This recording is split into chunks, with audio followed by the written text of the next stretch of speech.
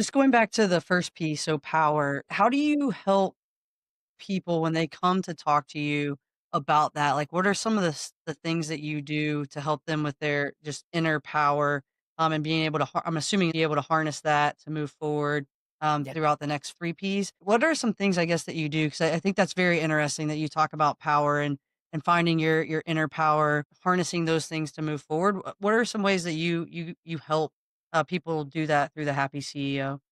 Yeah. Oh, we have some great techniques and they are masterful and they are immediate shifts.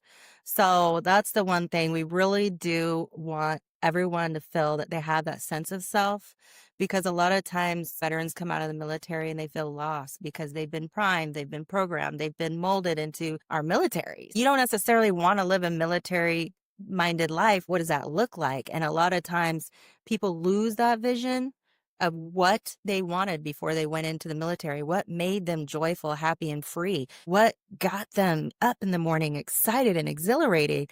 And we all have that inside us if we dig deep enough. And so one of them is writing a list of things that you really love to do. Because it was hard for me as a mom and an entrepreneur and a student. I lost myself in being who I was. And so I feel like finding ourselves again, we have some tools where you can find out your personality type. We have the quiz that it will help you remember, oh yeah, I love to do this, or I work well in this environment, or these are the things that really light me up inside, and these are the things that don't. So I'm not going to set myself up to be continue doing things in life that aren't lighting me up, but I feel like I'm like just have to, like, oh, I have to get a government job now because I'm military, right? Like, and there's so many people where it just feels defeating and they're not feeding their fire, their passion. And so we bake in happiness with the business.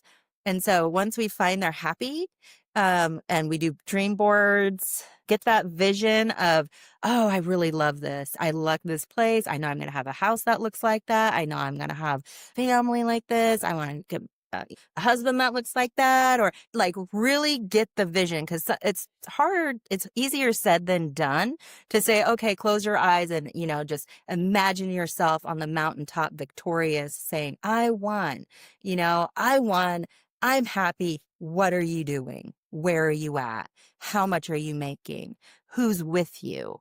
Let's really get into it. How much resources do you need? How much time? What are you going to do for fun? Like, really get the picture. And then once we can develop that vision, they light up. I've seen the shift in people like in a day. Once they figure out, oh my God, I lost my vision. I didn't even realize that I should be envisioning my best self in my greatest state.